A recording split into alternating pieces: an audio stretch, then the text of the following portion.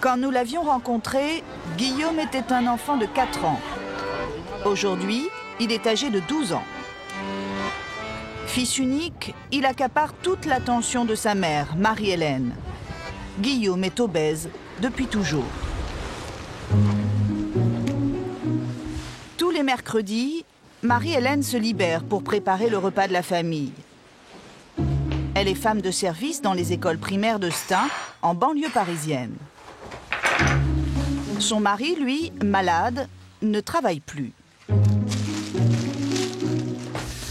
Au menu ce midi, salade de tomates, légumes et viande grillée. Un repas équilibré. J'essaye. C'est pas toujours évident. Parce que j'ai des horaires en décalé. Je peux aussi bien commencer le matin de bonne heure ou terminer le soir à 19h. Est-ce que c'est une préoccupation pour vous, le fait que Guillaume ait du surpoids? C'est pas une préoccupation, c'est un gros souci. Et c'est pas toujours évident. Parce que c'est un enfant qui a envie de plein de choses comme un être humain. Des bonbons, des sucreries, etc. Et des fois, c'est pas toujours évident de dire non.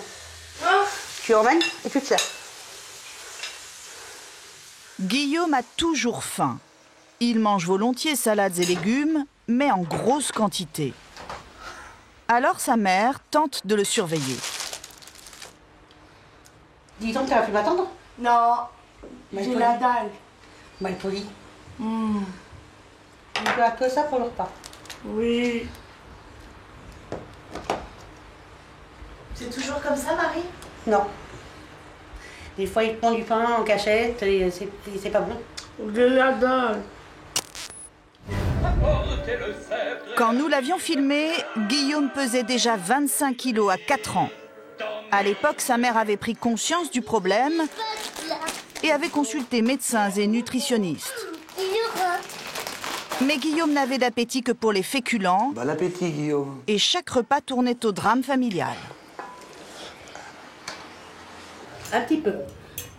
Un petit peu. Les pommes de terre, moi je préfère.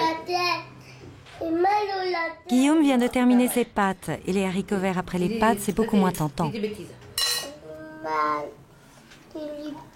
Guillaume, non, il n'y a plus de pâtes pour Guillaume. Tu ne veux pas? Pourquoi? On mangera ce soir alors. Tu mangeras ce soir? Ouais. Non. Surtout lorsque l'assiette de pâtes de maman est encore chaude et quasiment à portée de main. T'as mangé, ça suffit. Non. Non, t'as mangé ta part, ça suffit. Pour les haricots, dernière tentative et ça marche. Voilà. Non, après. Mais papa a ramené les yaourts un peu trop tôt, c'est fini pour les haricots. Non, après. Elle a commencé à manger les légumes avant de C'est bien parce que le problème c'est que il veut jamais les manger au moment où il faudrait, quoi, c'est ça? Avec un enfant, il faut être patient. Bah oui, c'est bien. 8 ans plus tard, Mange doucement, Guillaume, s'il te plaît. les repas se déroulent toujours sous haute surveillance. Mais Guillaume profite encore de la mansuétude de son père. Papa, je peux avoir un peu de s'il te plaît? Bien sûr. Merci. De rien. Donc, Il n'y a pas un petit souci là, Marie? Si? J'ai mangé mes légumes. Pardon.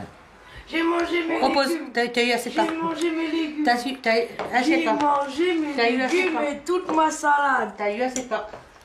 Non. Guillaume, non, il n'y a plus de pâtes pour Guillaume.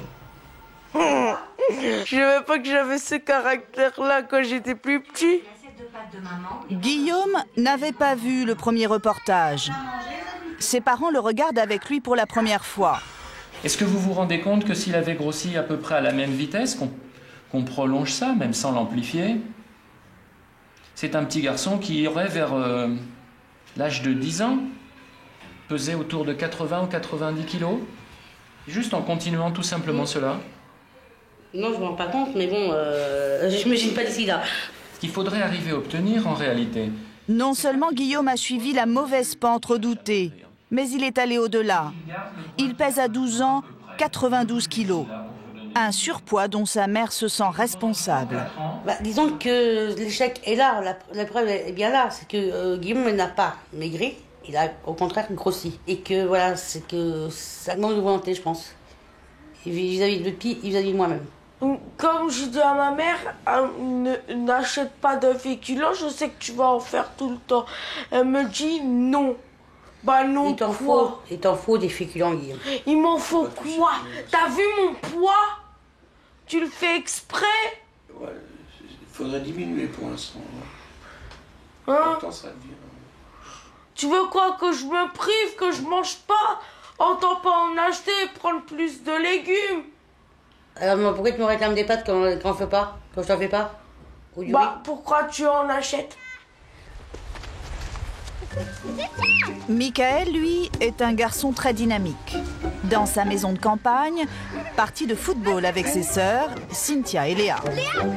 Malgré sa main cassée, hérité d'une bagarre au collège. Foot, tennis, quad, vélo. À 13 ans, Michael est en surpoids et sait que rien ne vaut l'exercice physique. Tiens, Lélé. Non, tu vas boire du lait. Depuis tout petit, il lutte contre l'obésité. Un yaourt, regarde. À 2 ans, il pesait 25 kilos, 2 fois plus que la norme. À 4 ans, lors de notre premier tournage, il pesait toujours 25 kilos, une stabilité obtenue grâce à la vigilance de sa mère. Si tu bois du lait. Bah, ne me contredis pas parce que tu me facilites la tâche là. Du jus de fruits. Et c'est comme ça qu'on fait pour dire que tu veux du jus de fruits? Oh, un petit peu. Je te préviens, tu n'en boiras pas beaucoup. Stop. Voilà. Voilà. Tu en mis beaucoup. Oui, t'en as mis plus que je t'avais dit, ouais. Mais bon. T'as plus rien maintenant, le goûter est terminé. Aujourd'hui, Michael a gagné. Il mange ce qu'il veut. Un petit peu quand même. Mais son poids continue de l'obséder. Il refuse de révéler combien il pèse et voudrait cacher qu'il passe tous les jours sur la balance.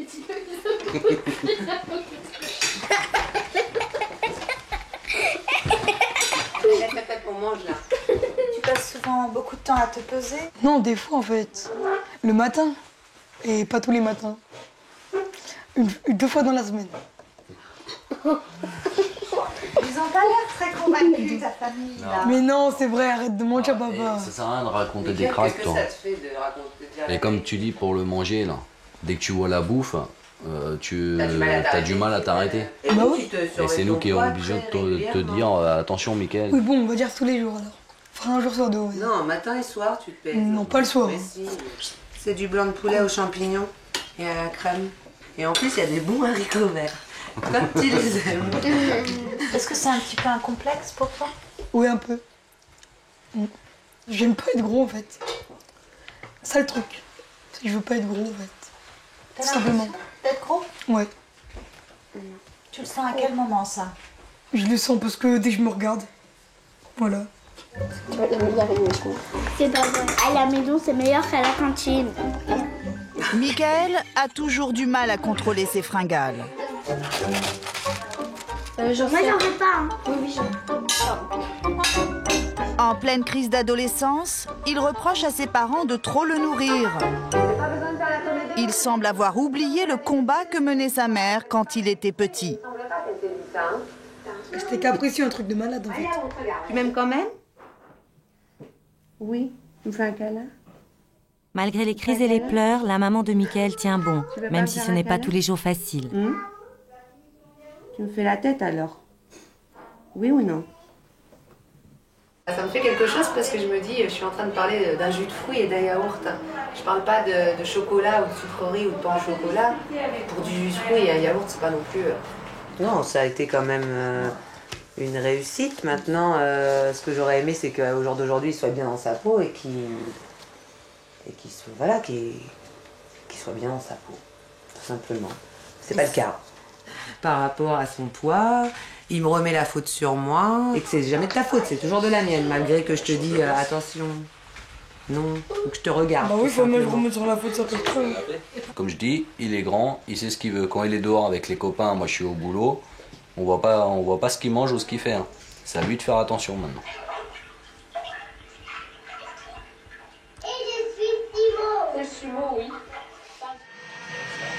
Il y a moins d'enfants en surpoids en France. Une baisse de 2% depuis 2000. Mais l'obésité sévère, elle, se maintient, et surtout dans les populations défavorisées.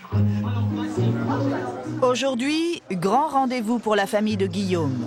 Une équipe de généticiens mène une étude auprès de tous les enfants obèses suivis comme lui à l'hôpital Robert Debré, à Paris.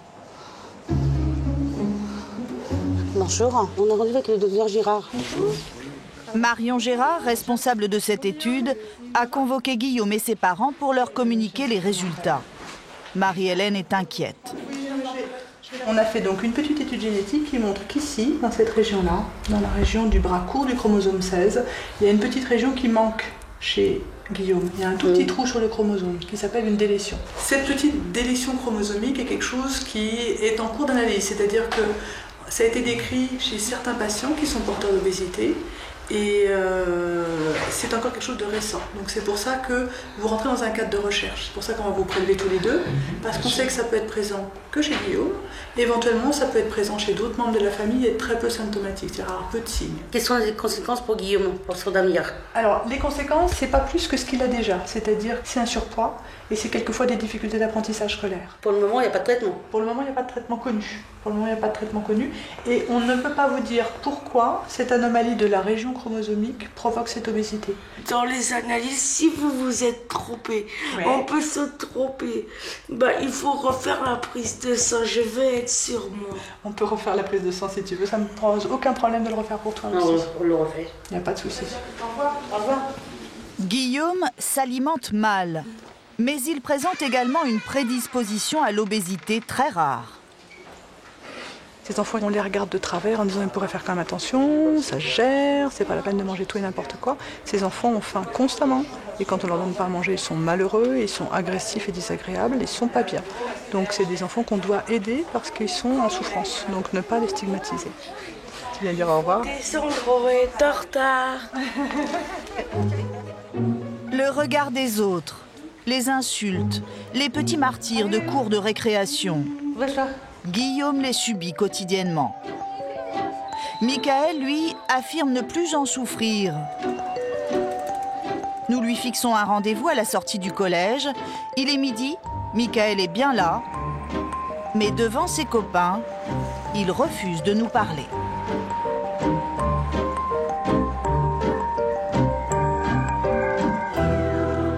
Tu vas te parler? Non. J'ai pas envie. Les remarques des copains, Michael n'est pas le seul à les endurer. Ce mercredi, exceptionnellement, Christelle, sa mère, est rentrée du travail pour aller chercher la petite dernière, Léa, au centre de loisirs. Un drame s'est produit. Qu'est-ce qui s'est passé au centre ce matin? Tu voulais y aller ce matin au centre? Non, Pourquoi? parce qu'il y en a qui m'insultent. Il y a 2 filles qui t'embêtent, c'est ça? Oui. Qu'est-ce qu'elles t'ont dit de méchant? Ils me disent que je suis grosse et que je suis pas belle. Et c'est tout. Et ça te fait pleurer, hein? Oui. Tu veux plus aller au centre aéré? Non. J'ai 6 ans.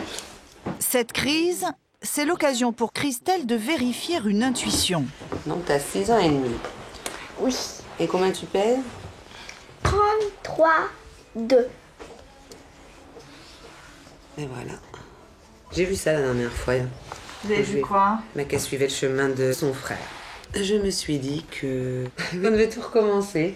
C'est pas plus mal, comme ça tout le monde va s'y remettre dans le bain et puis on verra, on va bien. Il n'y a pas de raison qu'on n'y arrive pas. Ah, c'est vrai. Ouais. Ouais. Toute la famille va donc se mettre au régime, y compris Michael. Mais difficile de rompre avec ses vieilles habitudes. Tous les mercredis, c'est sa grand-mère qui chouchoute Michael. Souffler n'est pas jouer. Merci, Michael. Oula. Ben voilà. Et ben voilà, c'est la vie. Pas le droit d'aller en arrière. Hein. Regarde, mamie. Ah. Il est l'aîné de ses petits-enfants. Elle le défend quand les autres se moquent. C'est la méchanceté des gens quand même qui est horrible, ça, hein, c'est vrai.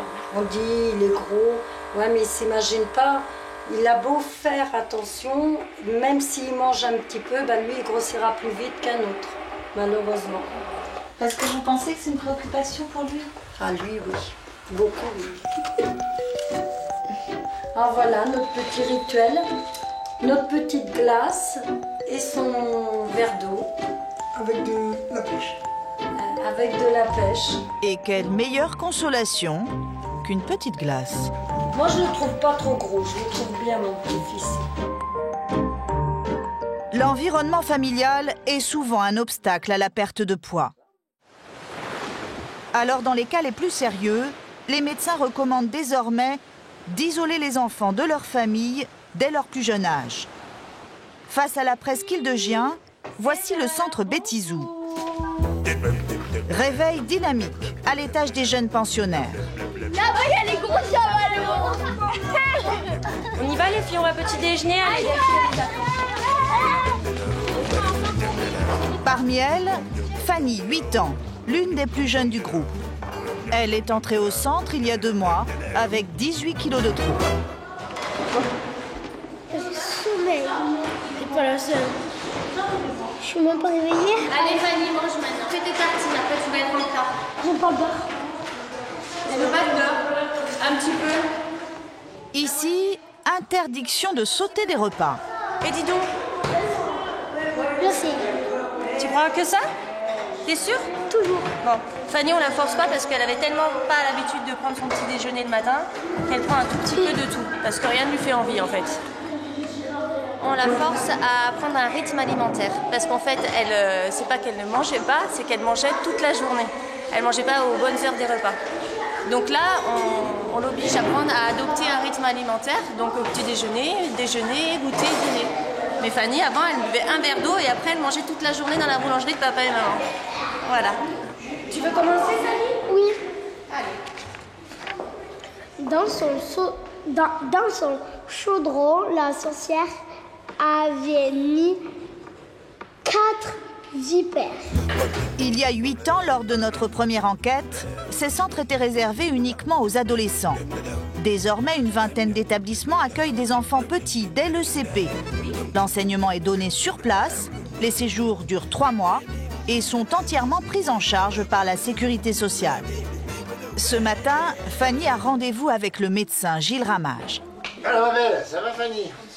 Non, des morales. J'ai plus de morale. T'as pas le moral? Pourquoi t'as pas le moral? Dit-elle avec un grand sourire. T'as toujours envie beaucoup de sortir toi ou tu t'y plais maintenant ici? De quoi? Ici, à Béthizou. Mes parents quand même, ils me manquent. Et le dimanche soir, ça se passe mieux? Non. Quand tu rentres ou tu pleures toujours beaucoup? Beaucoup. Toujours? Plus qu'avant quand même. Ah bon? Fanny veut rentrer chez elle, mais pour l'heure, elle n'a perdu que 8 kilos en 2 mois, bien loin d'un retour à une courbe normale. Bon voilà, ça c'était sa courbe à l'entrée. Et maintenant, elle est par là. Elle était montée en flèche? Oui, mais c'est souvent ça. Ouais, c'est ce qu'on appelle le rebond d'adiposité précoce. Et vous voyez, une courbe normale. Et à l'âge de 5-6 ans, la masse grasse augmente chez tous les enfants, de manière normale. Et les enfants qui ont un rebond précoce d'adiposité, ça se passe là, en général vers 4 ans, 3-4 ans.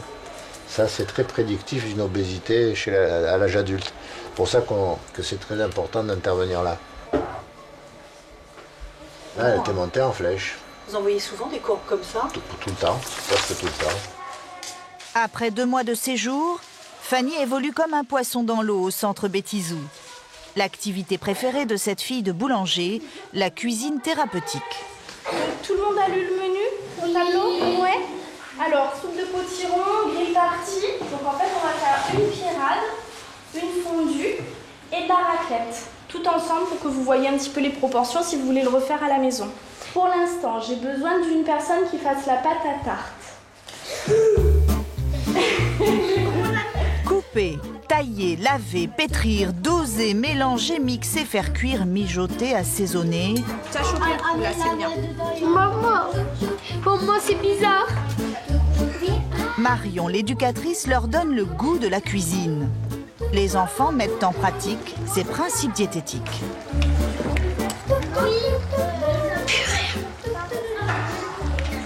ça leur permet de se rendre compte de ce qu'ils mangent. C'est-à-dire que là, ils voient que dans la pâte, on a mis seulement 8 petites portions de beurre, donc on a mis seulement 80 grammes de beurre. Ils savent, parce qu'on a fait un cours théorique aussi, que les pâtes qu'ils achètent dans le commerce, c'est le double, voire le triple. Donc ils se rendent compte, là, ils prennent vraiment conscience de ce qu'ils mangent. Ils vont savoir vous dire que la pâte, c'est un féculent, alors que les pâtes qu'ils achètent dans le commerce, ils n'en ont pas forcément conscience. Bon appétit à tous. Alors, est-ce que c'est bon? Oui. Je crois que le petit rond, c'est plutôt sucré.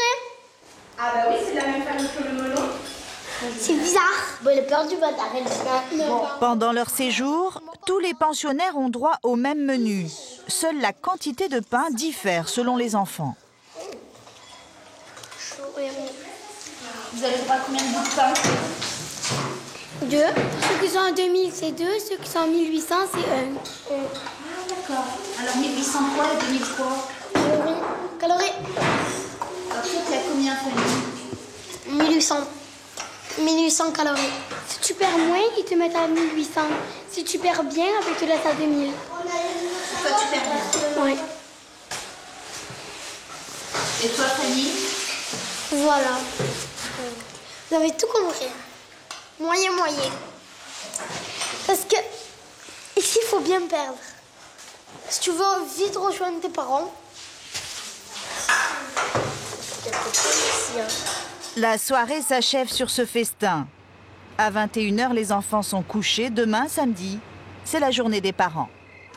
Bonjour Marion. Et comme tous les samedis, Fanny commence sa journée par la pesée. Tu te rappelles de ton poids de la semaine dernière? 44,8.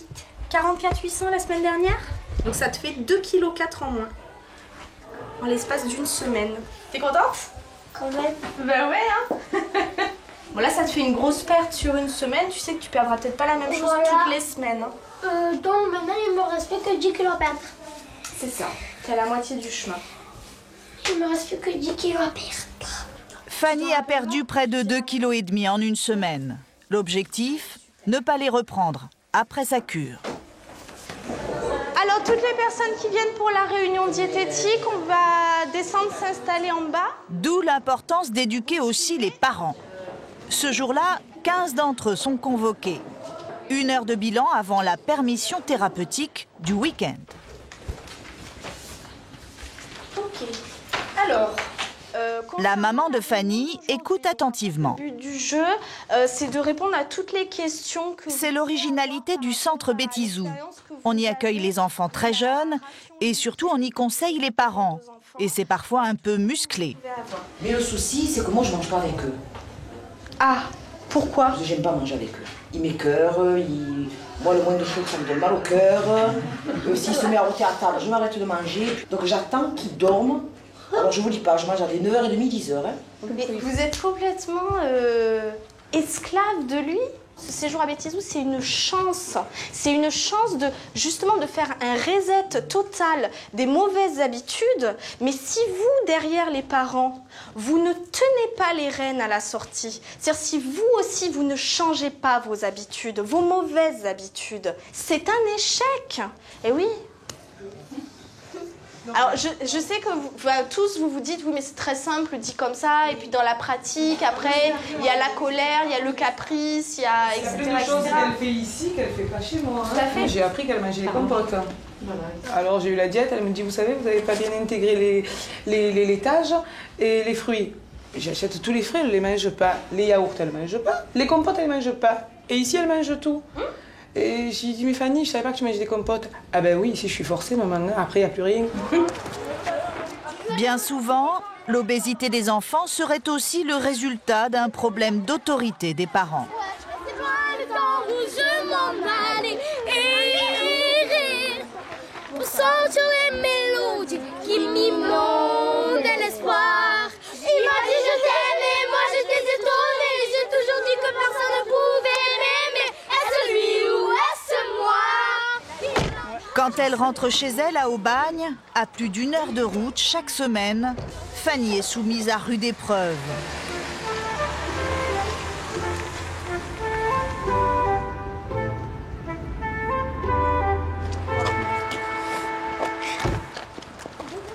Car c'est dans cette boulangerie qu'elle a grandi, à côté de ses parents et de leurs délicieux gâteaux. Vous avez vu dans quel milieu elle évolue? On a ce souci, Fière de ses kilos perdus, Fanny sollicite les encouragements de son père. Plus que 3 pour les... Qu'est-ce que vous en pensez de ce séjour au centre, là? C'est bien. C'est très bien, même si elle a perdu beaucoup. Hein? C'est dommage qu'elle ne veuille pas rester plus. Hein? Sinon, c'est impeccable. Vous étiez inquiet pour son poids? Oui. Mais elle était arrivée à 50 kilos. Hein. Elle clignote beaucoup. Et le matin, mais par exemple, elle ne prenait pas un peu au chocolat, elle prenait 2 ou 3. Hein? Tarte aux framboises, tarte aux fruits, tarte aux fraises, millefeuilles. L'an dernier, à trop fréquenter tartes et religieuses, Fanny avait pris 10 kilos. Depuis, la petite ne grignote plus. Mais pour combien de temps? On a peur que ça recommence crescendo. Bon, on va faire tout pour. Hein. De toute façon, on sera suivi tous les mois. Normalement, on fait tout pour pas tout retomber dans cette spirale. C'est une spirale. C'est affreux. Guillaume aussi est passé par un centre. Je savais bien qu'ils étaient là. C'était en septembre 2009 à Bullion, dans les Yvelines. Là. Un séjour de 3 mois qu'il a adoré. Ah ouais, il y avait un jacuzzi, c'était bien. Il y avait une piscine là-bas. Elle était chaude. Mais pendant sa cure, Guillaume n'a perdu que 2 à 3 kilos qu'il a très vite repris à sa sortie. Pour la première fois, il se confie à nous. Pendant un moment, ça allait. Après, j'ai craqué. J'en avais marre, donc je me suis un peu goinfrée. Qu'est-ce que ça te fait quand tu te goinfres? Bah, ça fait du bien quand même, parce que quand même, ça fait du bien, parce que quand même, sans rester, sans manger plus de chocolat, plus rien, quand même, ça manque quand même. Pourquoi nous, les gros, on n'a pas le droit et les autres, ils ont le droit? Bah voilà. Donc, voilà aussi. Tu trouves ça injuste? Ouais. Tu voudrais continuer à manger tout ce que tu veux? Non, quand même pas. Mais il faut pas non plus tout nous interdire. Faut pas non plus faire de la paranoïa.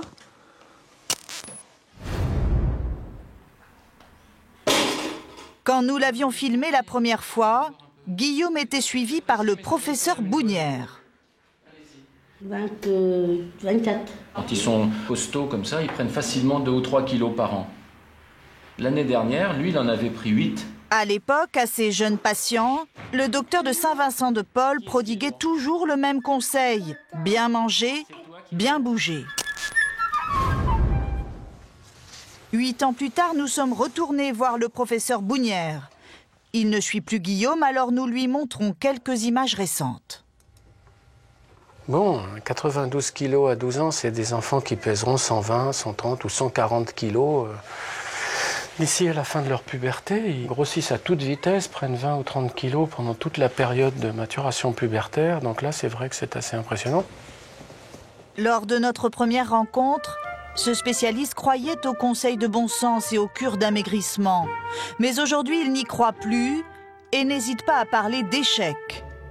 Je pense que depuis une quinzaine d'années, nous n'avons ici rien fait de vraiment utile pour les enfants obèses, tout en les accueillant du mieux qu'on pouvait. On a fait des interrogatoires, on s'est intéressé à leur façon de manger, on s'est intéressé à leur en proposer une autre, on s'est intéressé à bien des choses et en cela, je pense, avec pas mal de bon cœur. Mais pour ce qui est de la médecine, rien du tout. Dans le service d'endocrinologie pédiatrique qu'il dirige, le professeur Bounière et ses collaborateurs sont passés à une toute autre méthode. L'anneau gastrique. Une opération chirurgicale jusque-là réservée aux adultes et controversée chez l'enfant. Donc vous avez un anneau qui est serré sur la partie supérieure de l'estomac. Et on fabrique un tout petit estomac, c'est la partie que vous voyez là, la partie haute, et les aliments qui sont ingérés passent doucement. Cela permet de ressentir une sensation de satiété très précoce. C'est un peu le principe du sablier. Depuis 2 ans, ces 2 médecins ont fait poser un anneau gastrique à une vingtaine de leurs jeunes patients les plus en danger. Une vingtaine d'autres sont sur le point d'être opérés. Tous sont âgés de 12 à 18 ans. Bien sûr, il n'est pas question d'opérer de tout petits enfants, mais essayer justement de profiter de cette fenêtre juste avant l'avant-adolescence pour stopper la moyenne de prise de poids dans les obésités sévères qui est au-delà des 30 kg, en moyenne nos patients. Mais il y a des risques quand même, la maturation osseuse. Bon, ça a été bien sûr étudié. Il y a très peu de carences avec l'anneau gastrique. C'est pour ça qu'on a choisi l'anneau gastrique. Bonjour madame. Bonjour William. Ça va? Et justement, ce jour-là, le docteur de Filippo consulte son dernier patient opéré. Asseyez-vous. Il témoigne anonymement. Alors William, ça va? À 14 ans, il avait atteint 126 kilos. Bon, William, tu as été opéré il y a 1 mois et demi environ. Côté alimentation, ça va? Ça va. T'es pas trop gêné par le fait de... Et tu te sens rassasié ou tu aurais envie de manger plus quand même? Non, je suis rassasié. L'anneau gastrique a été posé en septembre, puis resserré en octobre. William a perdu près de 20 kilos en un trimestre, mais au prix de lourds sacrifices. Le résultat est très bon, hein? Et tu en es content? Oui. Une fois qu'on a un anneau gastrique, il faut manger en 20 minutes, bien mâcher et bien mastiquer. Les hamburgers, c'est fini? Oui. Tout ce qui est comme ça, c'est fini. Fast-food. Les pizzas? Ouais, il n'y a plus rien. Les gâteaux? Non plus. Et qu'est-ce que tu manges alors? Ben, des yaourts, des actimés, des trucs comme ça, quoi. Sans la pose de l'anneau, William aurait pesé plus de 140 kilos à l'âge adulte. Désormais, son objectif de 80 kilos est possible.